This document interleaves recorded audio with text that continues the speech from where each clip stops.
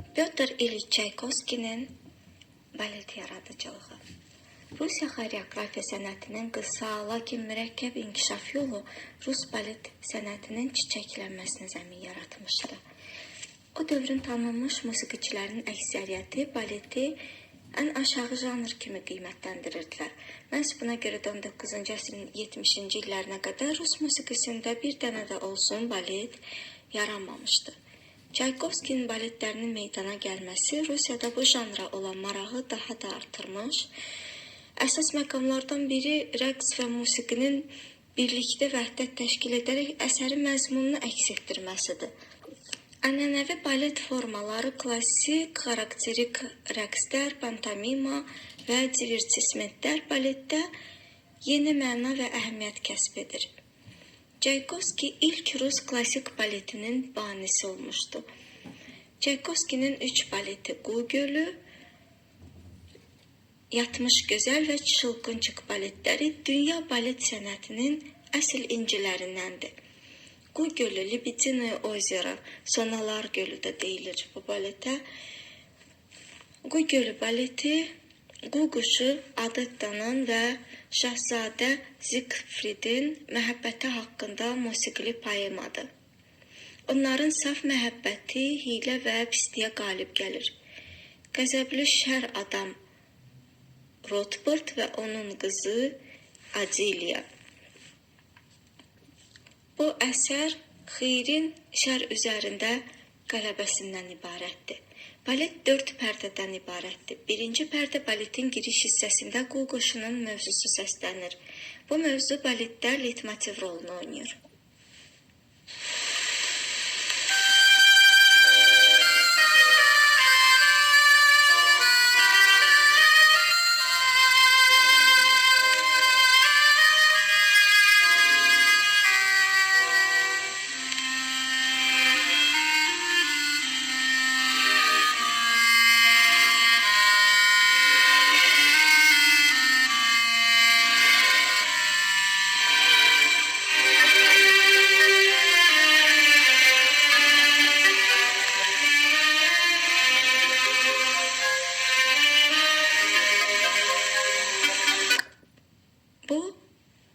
Səslənən mövzu Qu quşunun mövzusu idi. Bu mövzu baletdə leitmotiv rolunu oynayır. Dəbdəbəli qəsrdə Şahzadə Zigfridin həddi buluğa çatması şərəfinə şənlik keçirilir. Qonaqlar rəqs edir. Vals.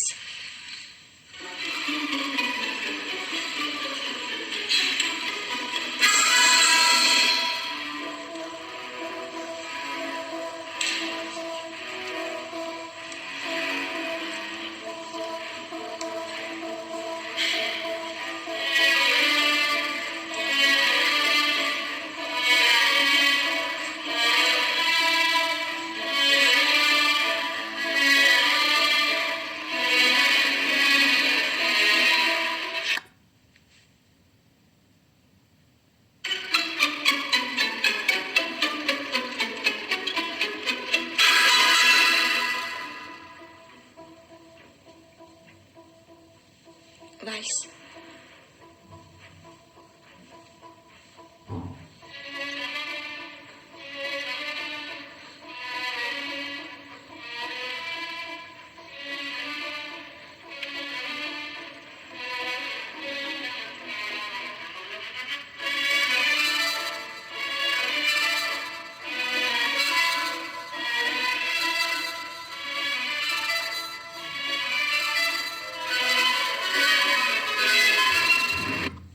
Bircə hamı rəqs edir, bircə Zigfrid dərin düşüncələrə qərq olur.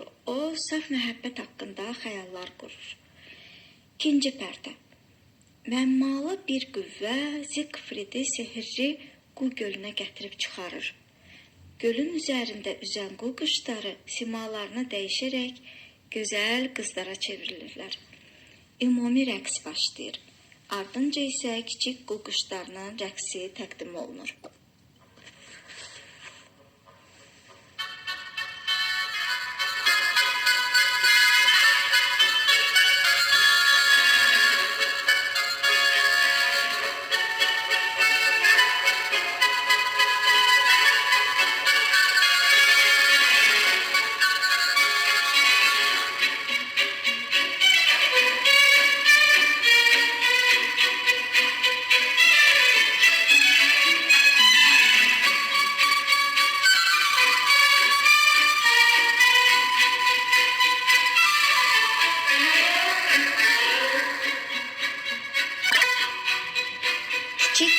dostlarının rəqsidir bu.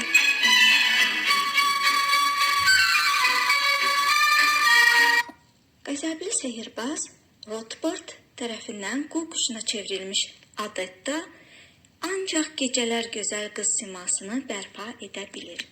Onu ancaq həqiqi məhəbbət xilas edə bilər. Adettanın gözəlliyinə valih olan şahzadə onu əbədi məhəbbətlə sevəcəyinə and içir. 3-cü pərdə, bal. Şahzadə Siegfried gələcək nişanlısını seçməlidir. Qız gəlinlərin rəqsləri suitası başlayır. Onların hər biri öz milli rəqsini ifa edir. Beləliklə, çardaş ritminə əsaslanan Macar rəqsi xalq mahnı motivi əsasında səslənən zərif Neapolitan rəqsi ilə əvəz olunur. Macar rəqsini dinləyək. Çardaş ritmi əsasında Macar rəqsi.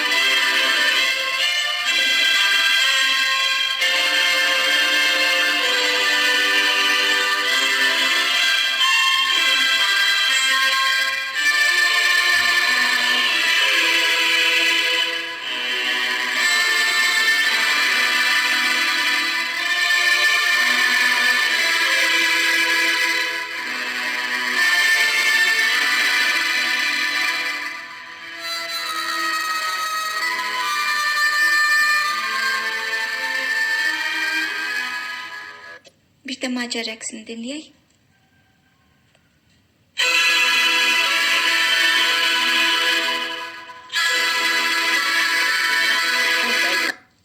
Macar rəqsindən sonra İspan rəqsi səslənir. Dinləyək İspan rəqsini.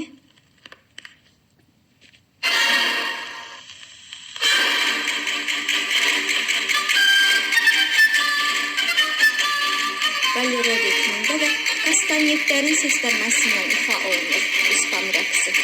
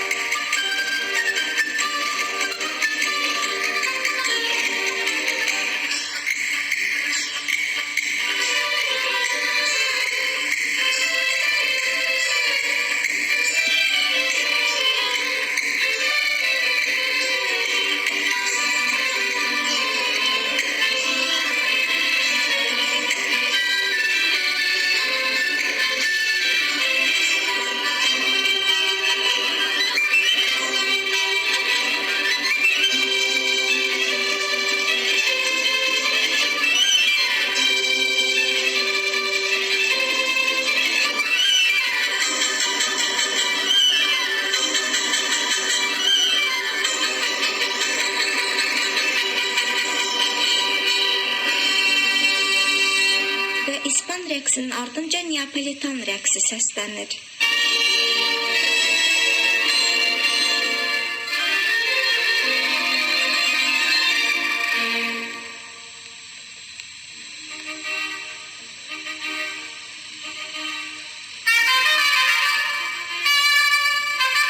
Neapolitan rəqsi.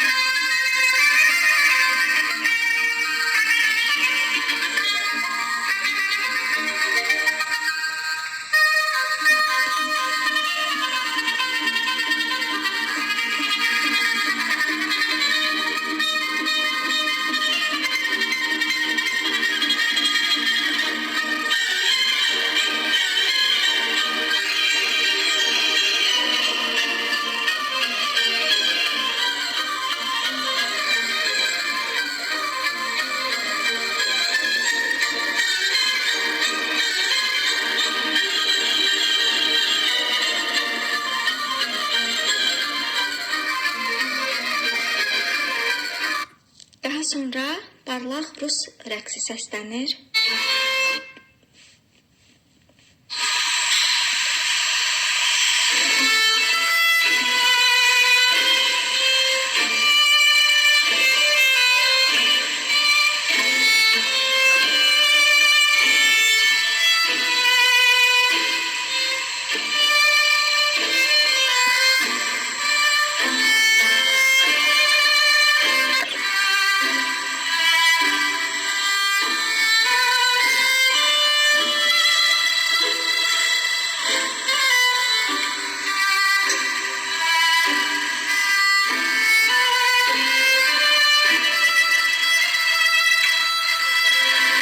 Lakin şahzadə onların heç birini seçmir. Rotbardın hiyləgər qızı, qara qurquşu, Adeliya obrazı zərif Adetta obrazına qarşı qoyulur. Adeliya da həmin balda iştirak edir. Siegfried Adeliyanı Adetta zənn edərək ona evlilik təklif edir. Şahzadə istəmədən Adettaya verdiyi andı pozur və bununla o Adettanı ömürlük qurquşu qalmasına məhkum edir. Lakin xeyirxahlıq qalib gəlir. Siegfried Rotbardı döyüşdə məğlub edir. Adetta şər qüvvələrdən xilas olur. Adetta və Adeliyanın musiqi nömrələrini eyni rəqqasə ifa edir. Baletin musiqisinin melodik əsasını mahnı və rəqs təşkil edir. Balet özü ballo sözündəndir və rəqs edirəm deməkdir. Çaykovski hər bir obrazı müəyyən tembrlə səciyyələndirir. Belə ki, o Adetta obrazını qaboyun tembri ilə bağlayır.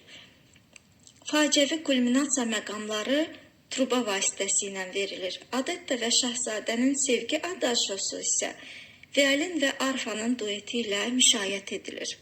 Bəstəkar ən sevdiyi vals ritminə müraciət edərək baletin lirik, həzin əhval-ruhiyyəli olmasına nail ola bilmişdir. Bütövlükdə bu əsər romantik balet ruhunda yazılıb. Bu baletin ən məşhur nömrələrindən biri Kiçik Qurquşlarının rəqsidir.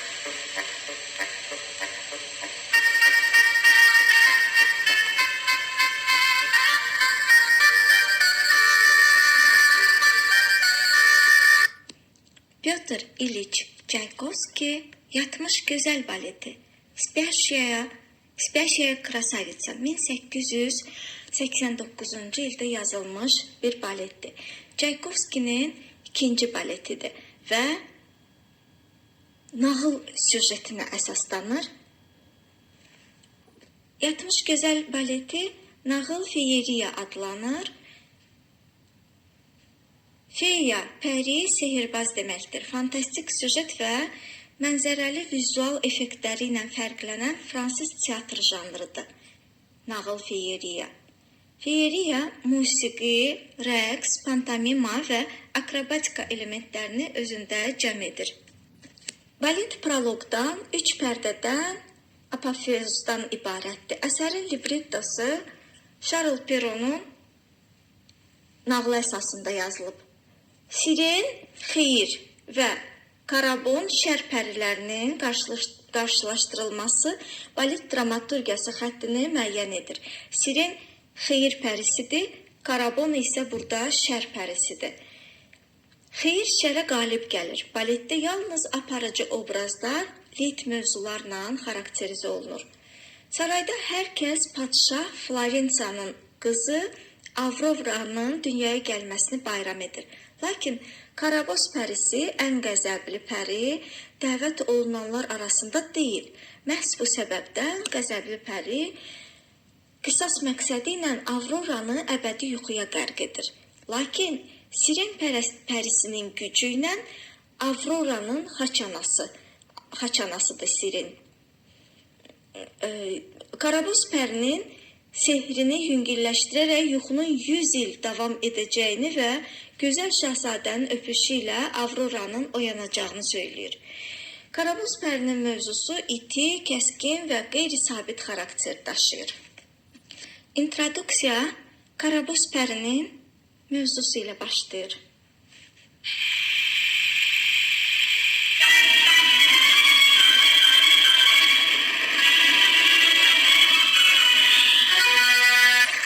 Yenidən dinləyək başqa ifadə.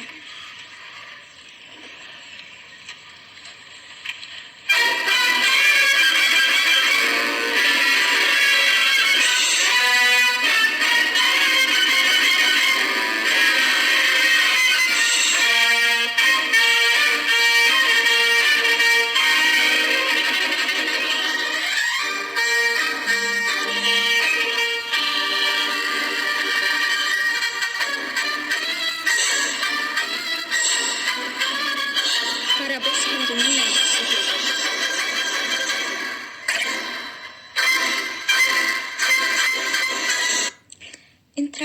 İntroduksiyada Karabos pərisinin mövzusundan sonra proloq səslənir. Proloqdan Bastisiks keçidi. Giriş.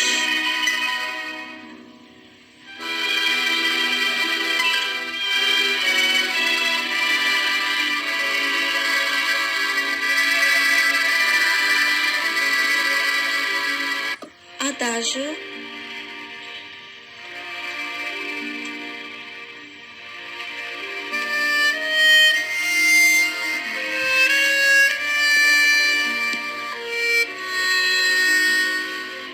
Birinci variasiya səmimiyyət pərisi.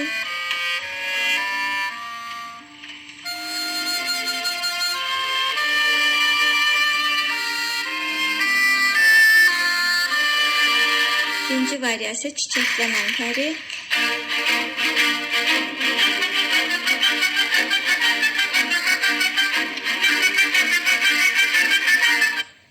Üçüncü variasiya çörək qırıntıları səpən pəri. Ruzi bərəkət pərisi.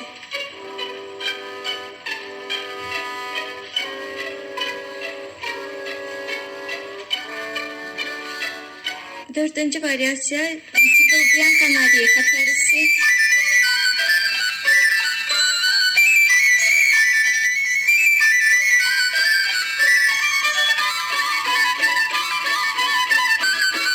Beşinci variasiya alovlu güclü ehtiraslar pərisi.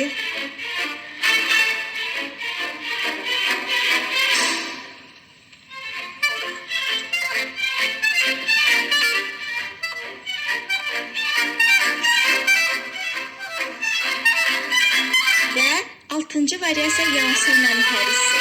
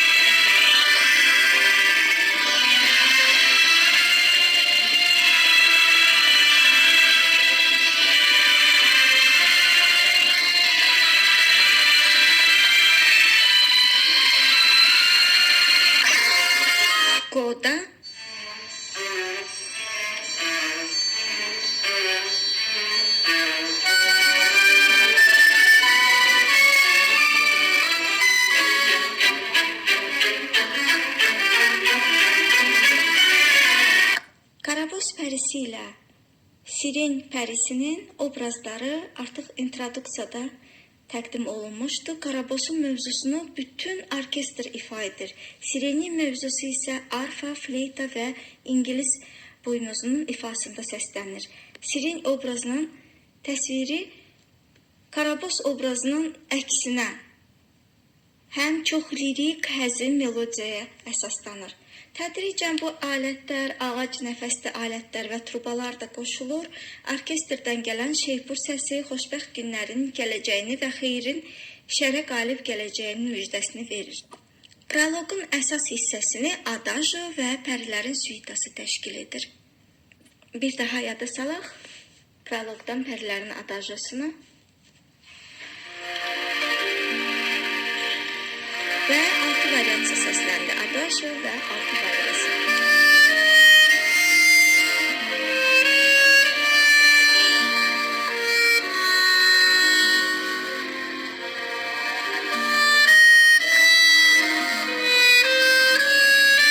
Gözəl dramatizmlər keçir burada. 6 müxtəlif xarakterli variasiyalar pərilərin musiqi xarakteristikasını müəyyən edir. Kandid səmimilik pərisinin sadəlöv mövzusu, tarantella ritmində Fleur de Farin, çiçəklənən sümbüllər pərisinin mövzusu, Zarafatyana Skertsa sayağı, çörək qırıntılarını səpən pərinin və cəhcəh vuran sarı bülbül pərilərinin mövzuları, qalop rəqsi ritmində Vialant ehtiras pərisinin və Sirin pərisinin həzin valsı səslənir.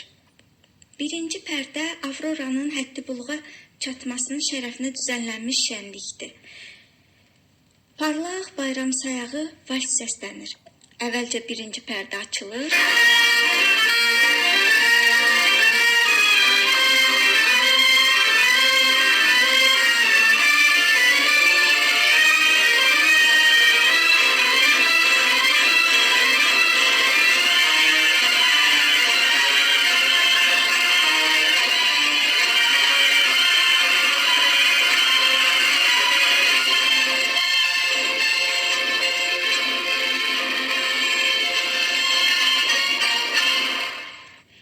Daha sonra çiçəklərin indi valsı səslənəcək. Avroranın qəlbini fəth etmək üçün 4 şahzadə yarışır.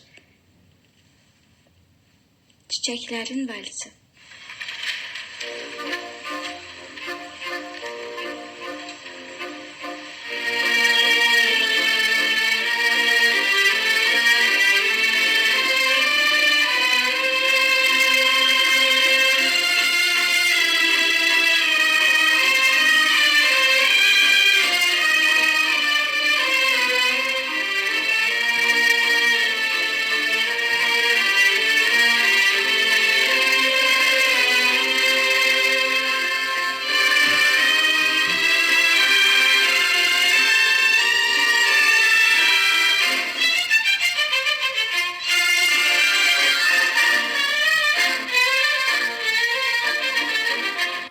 Suitada səslənən adajoda şahzadə adaxlılarının Avroranın gözəlliyinə heyran olduqlarını göstərir. Birinci pərdədən adajo.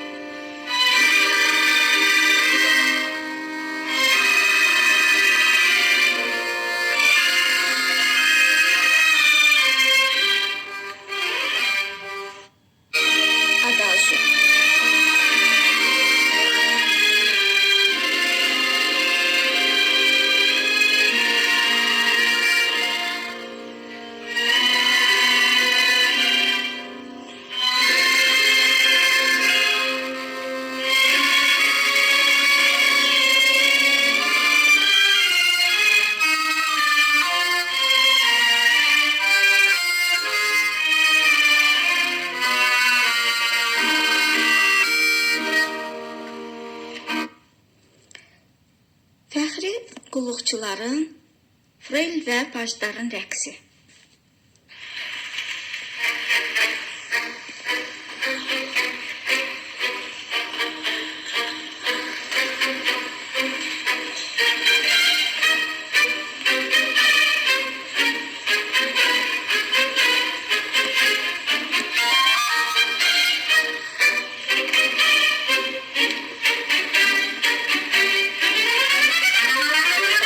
Avrora'nın varlı səsi.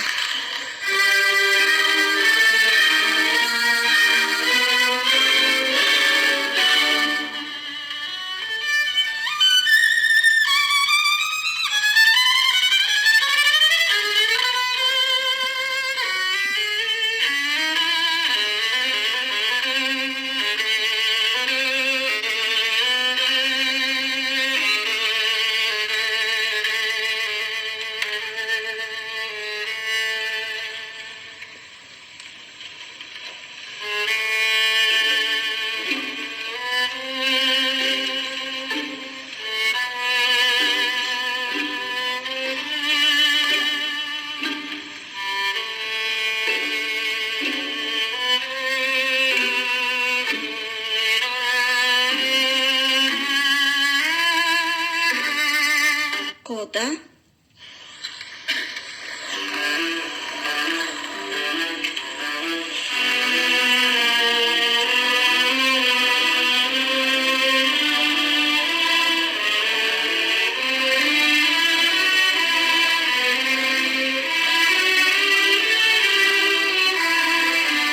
Avrora'nın balasına Cəhrənin iynəsi sancılır, rəqs.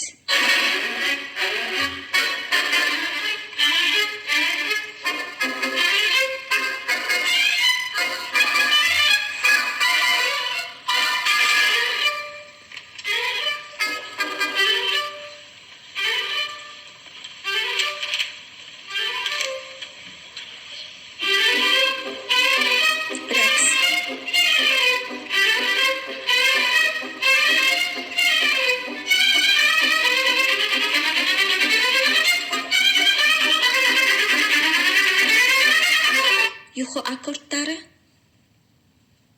Yuxu akordları.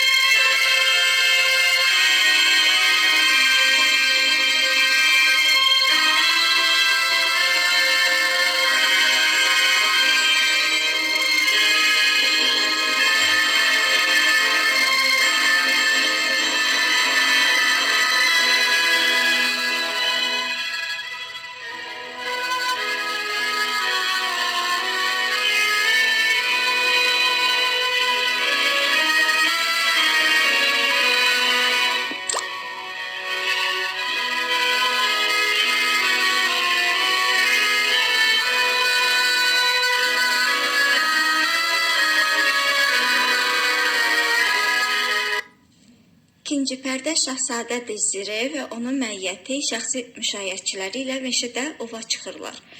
Sirin pərisi ehtiraslı çubuğu ilə sihirli çubuğu ilə gözəl Avrora'nın görüntüsünü yaradır.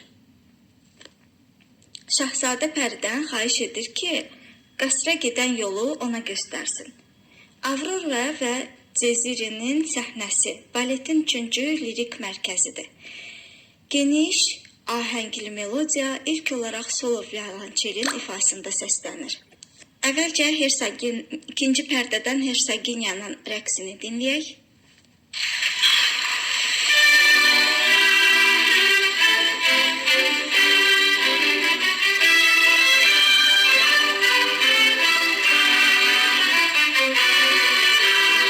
Markizin rəqsi.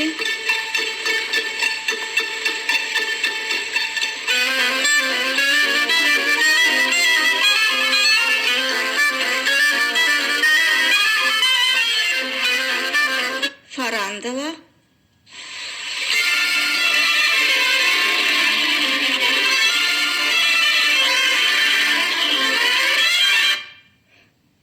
Daha bir rəqs, ikinci pərdə, birinci şəkildən 14-cü rəqs.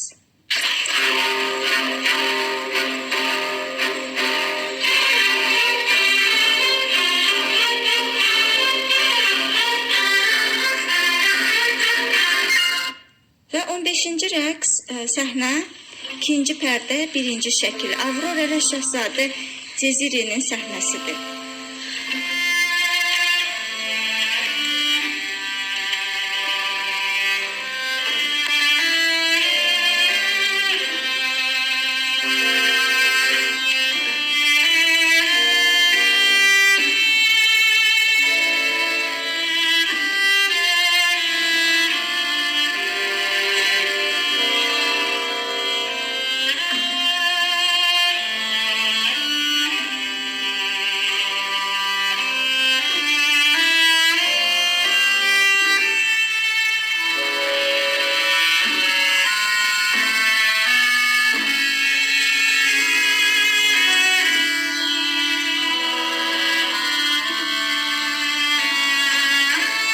Daha sonra Avroran variasiyalar səslənir.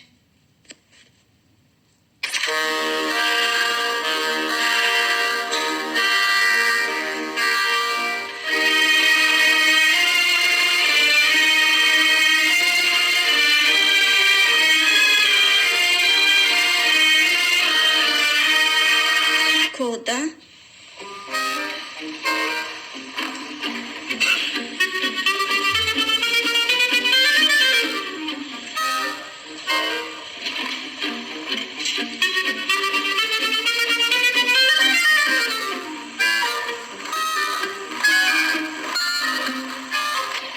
Altıncı səhnə.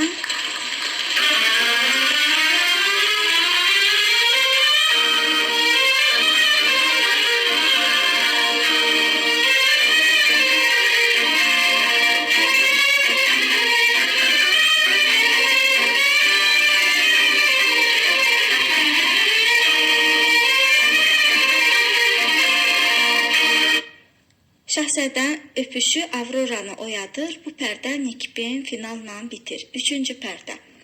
Ləl cəvahirat pəriləri, qızıl, gümüş, sapfir, brilyant və gəlini təbrikə gəliblər. Qonaqlar arasında nağıl personajlarda Zoluşka və Şahzadə Fortuna, Qırmızı papaq və canavar, barmaq oğlan Malçik Spalçik, onun qardaşları və adam yiyən Lüdayet iştirak edirlər. Şiita, Pastedeux, Avrora və Cezire'nin çıxışı və adajosu baletin lirik kulminasiyası sayılır. Dinləyək. Üçüncü pərdədən girişi dinləyək. Qısa-qısa.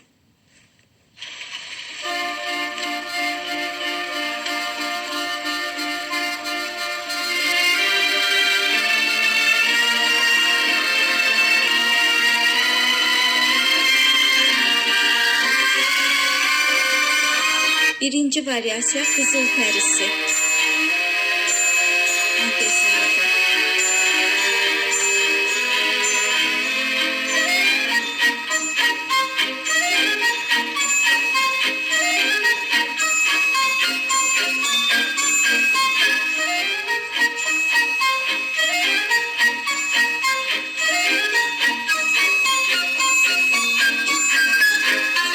Sapfir pərisini dinləyək.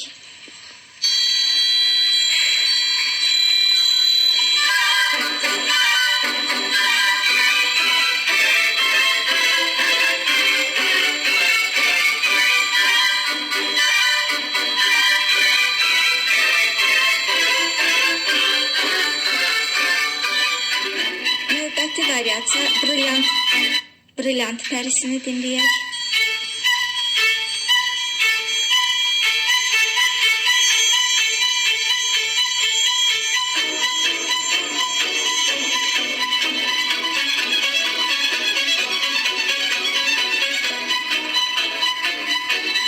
Sanki brilyantın parıltısını təsvir edir, qızılın cingiltisini təsvir edir bəstəkar.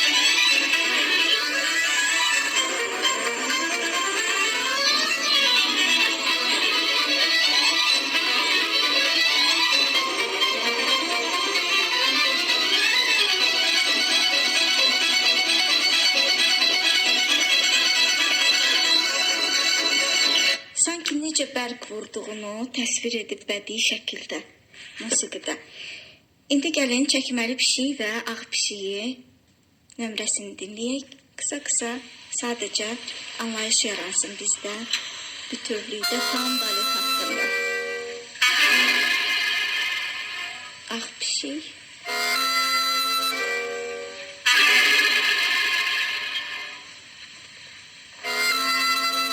Və çəkməli pişik gəlir.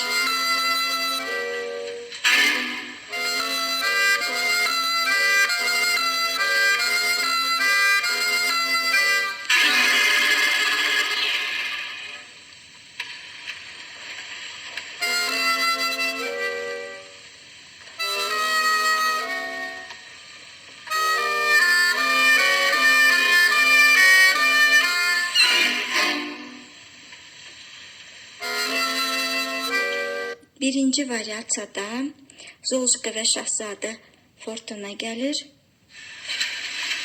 Şans Şahzadəsi.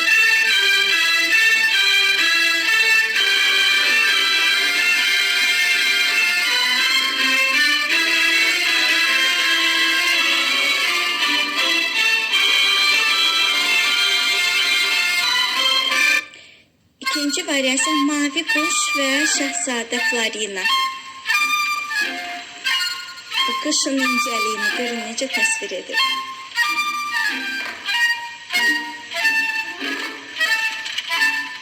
İkinci variasiya Mavi Quş və Şahzadə Florinadır.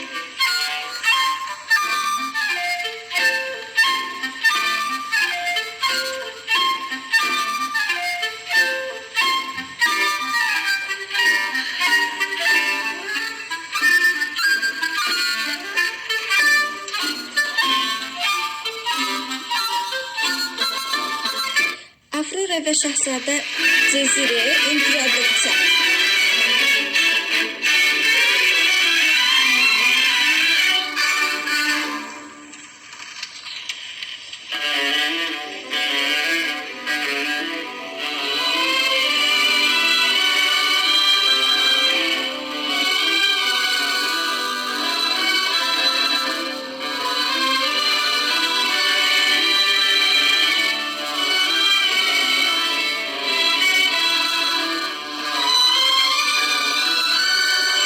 Çıxışı, Aurora və Şahzadə Cezirenin çıxışı.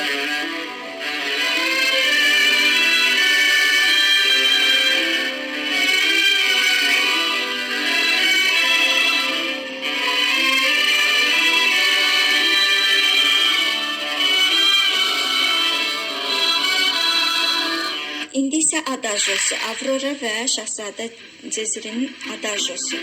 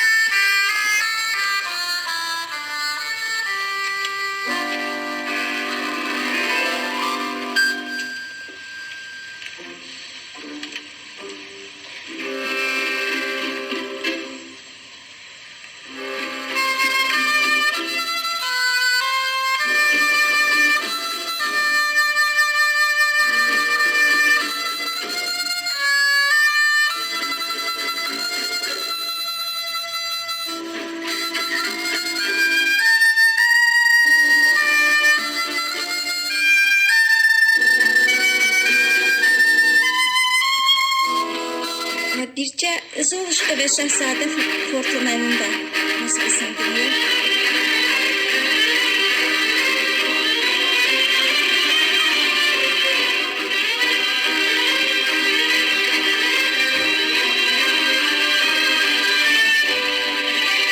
Və baletin son səhnəsi apofeozdur. Apofeoz təntənəli bayram sayağı xarakterə malikdir. Xeyir, sevinç, aydınlıq himnidir. Apofeoz. Balet apofeozla bitir tamamlanır.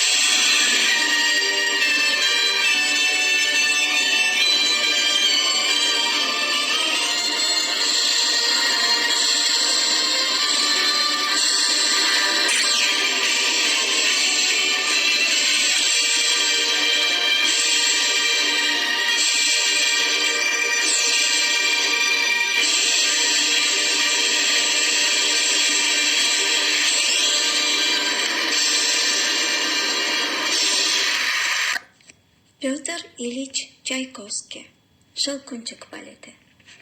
Çaykovski 3-cü baletinin süjetini seçimində Goffmanın Şalkunçuk və Siçanların Kralı nağılı üzərində qərarlaşır. Baletin premyerası 1892-ci ildə baş tutur.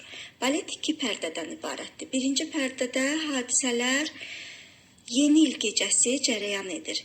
Tip müşaviri Stalbaum'un evində yeni il şənliyidir. Uşaqlar səbirsizliklə yeni il hədiyyələrini gözləyirlər. Qonaqların yürüşünü uşaqcasına coşğunluğu ilə dolu uşaqların marşı müşayiət edir. Birinci pərdədən marş.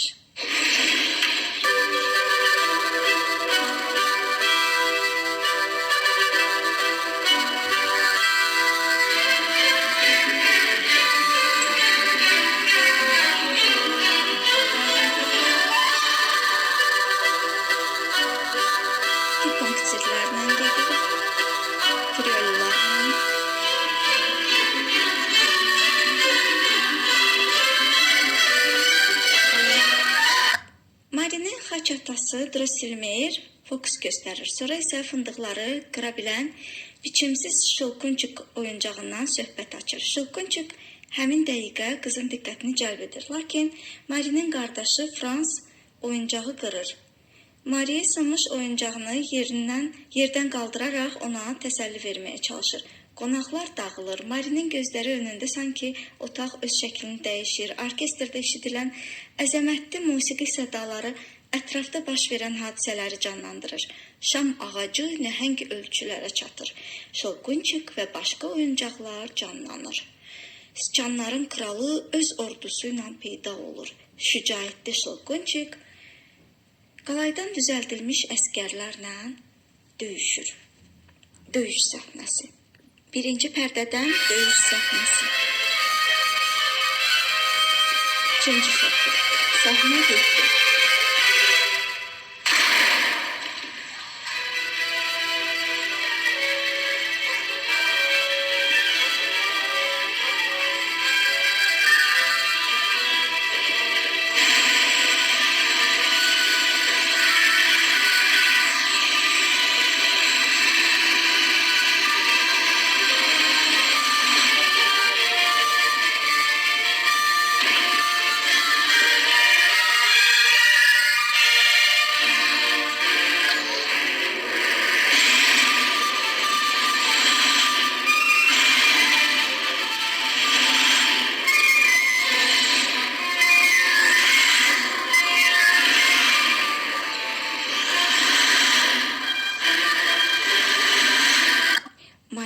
Şalkunçuk'un köməyinə yetişərək Siçanlar kralını öz çəkməsi ilə vurur.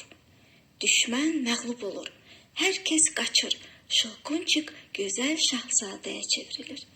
Baletin parlaq səhnələrindən biri qar dənəciklərinin valsidir. Musiqi havada dövrə vuran qar dənəciklərini təsvir edir və eyni zamanda Marinin sehirli yuxusunun təlatümlü əhval-ruhiyyəsini göstərir.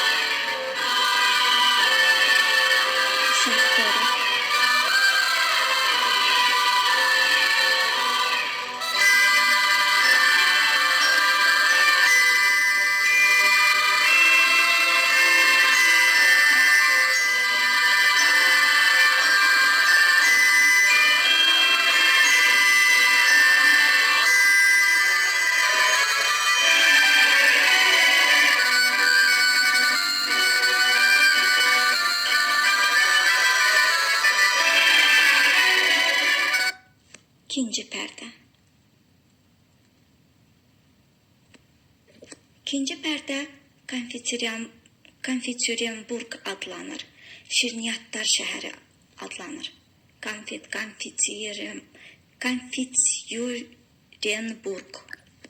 Konfetsyonburq şirniyyatlar şəhəridir. Mari və Şahzadə Jolkunçik sehr dolu şəhərə düşürlər. Güllərlə bəzənmiş rəqqas və rəqqasələr onlara gül çələngi təqdim edir. Təntənəli bayram sayağı Güllər valsı bəstəkarın balet musiqisinin ən gözəl nömrələrindəndir. Çiçəklərin valsı.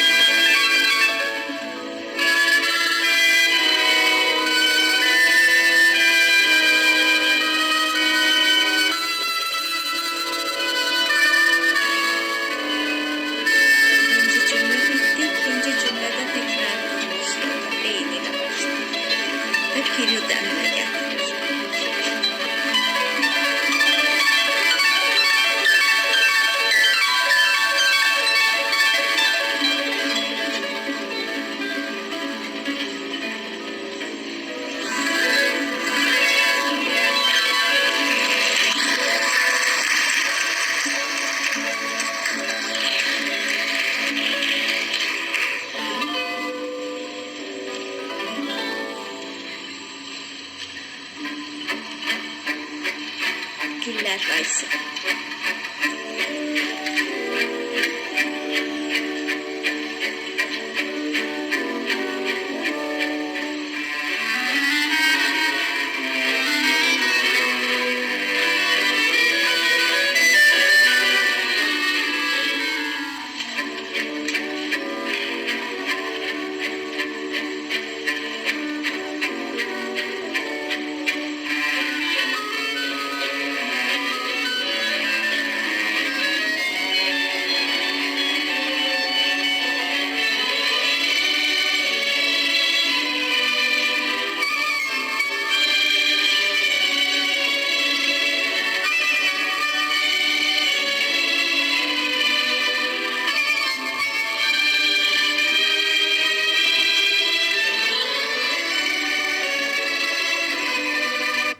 Gözəl drajı pərisi sehirli ölkənin sahibidir. Çaykovski bu obrazın ecazkarlığını, gözəlliyini göstərmək üçün orkestra çelesta aləti, yeni bir alət əlavə edir. Fransadan gətirilmiş çelesta aləti əlvan şirnilərin parıltısını və rəng çalarlarını daha aydın təsvir edir. Rəngarəngliyini təsvir edir. Draja pərisinin rəqsi.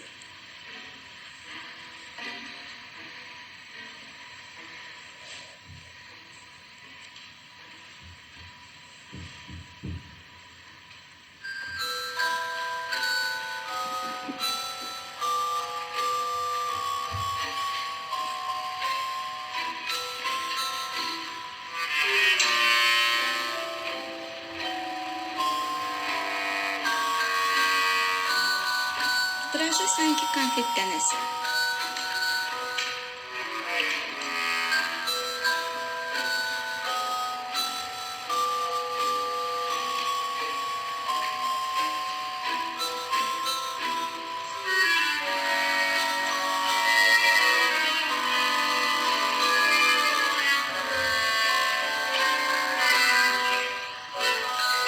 Draja pərisinin rəqsi.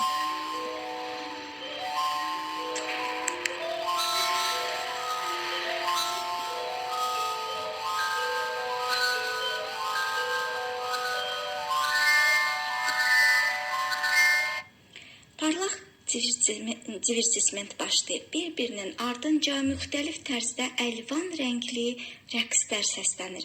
İspan rəqsi, şokolad, Çin rəqsi, çay, ərəb rəqsi, kofe, rus rəqsi, tripak, karamel qamışını, Daniya rəqsi çobanların rəqsini, marsipanı təqdim edir. İspan rəqsi, şokolad,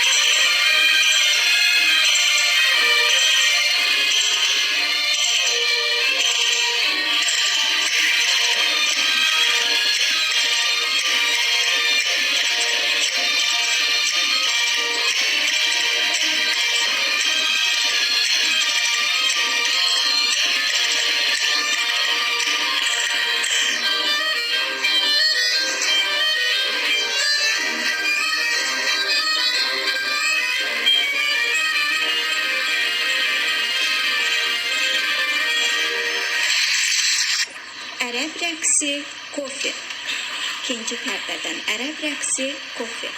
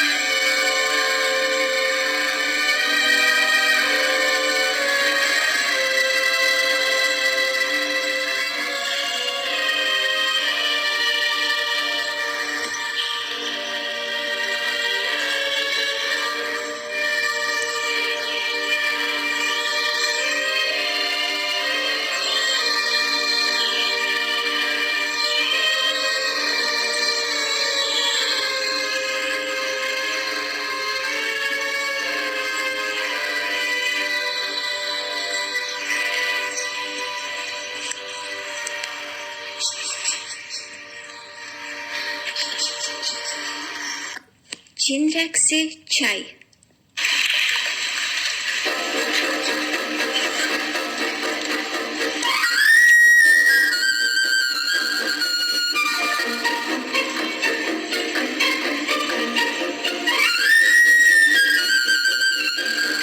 Sektörlərdən, şərqi bölgə olan sektörlərdən istifadə edib. Şərqi bölgələrdən istifadə edib.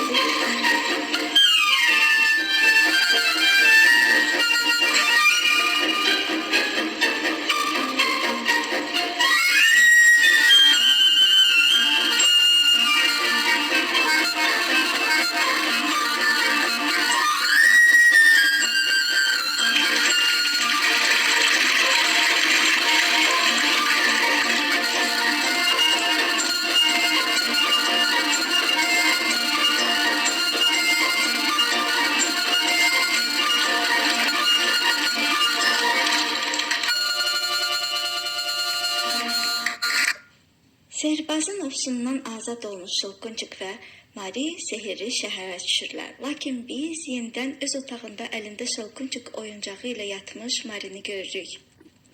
Mari oyanır. Heyf ki, bu bir yuxu imiş.